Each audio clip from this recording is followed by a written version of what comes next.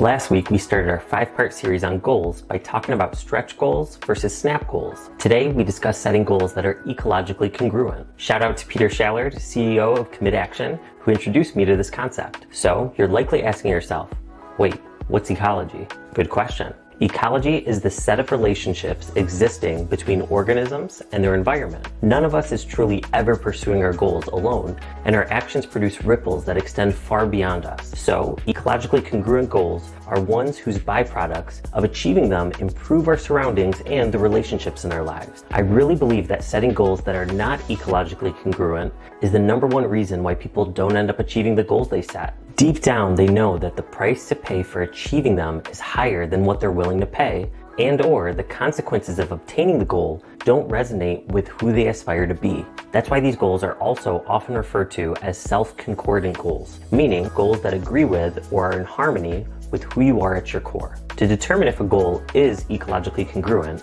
I recommend asking yourself these 3 questions. 1. What would it take to achieve the goal? 2. In order to achieve the goal, as well as once I achieve it, what are the byproducts for my ecology, and are these byproducts desirable to me at my core? And 3, am I willing to pay the price? As an example, let's say you decide your goal is to take 7 AP courses in the next school year and to get a 4 or a 5 on all 7 AP exams. You may determine that the cost is to quit track and National Honor Society in order to have the time needed to focus on your AP course load.